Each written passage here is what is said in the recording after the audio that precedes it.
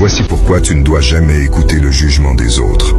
Laisse-moi te raconter une petite histoire très intéressante qui va t'ouvrir les yeux. Un vieux sage avait un fils qui ne voulait pas sortir de la maison, car il était complexé de son handicap physique. Il craignait que l'on se moque de lui. Son père lui expliqua alors qu'il ne fallait jamais écouter les gens et qu'il allait lui en donner la preuve.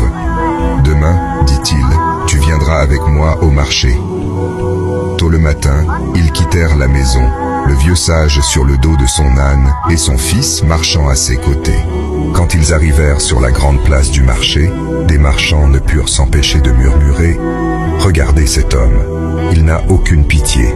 Il se repose sur le dos de l'âne et laisse son pauvre fils à pied. » Le sage dit à son fils « Tu as entendu mon fils ?» Le deuxième jour, le sage et son fils firent le contraire. Le garçon monta sur le dos de l'âne et le vieil homme marcha à ses côtés.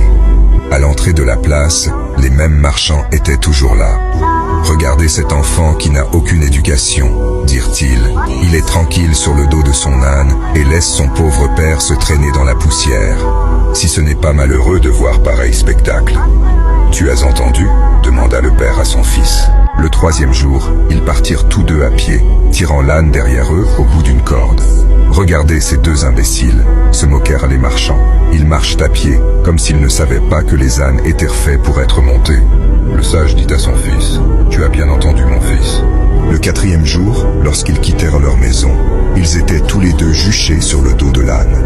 À l'entrée de la place, les marchands laissèrent éclater leur indignation. « Quelle honte! Regardez ces deux-là, ils n'ont aucune pitié de cette pauvre bête. » Le cinquième jour, ils arrivèrent au marché en portant leur âne sur leurs épaules. Mais les marchands éclatèrent de rire. « Regardez ces deux fous qui portent leur âne au lieu de le monter. » Ainsi, le sage conclut-il, « Mon fils, tu as entendu. Quoi que tu fasses dans la vie, les gens vont toujours te critiquer. C'est pourquoi tu ne dois pas te soucier de leurs opinions. Fais ce qui te semble juste et passe ton chemin. »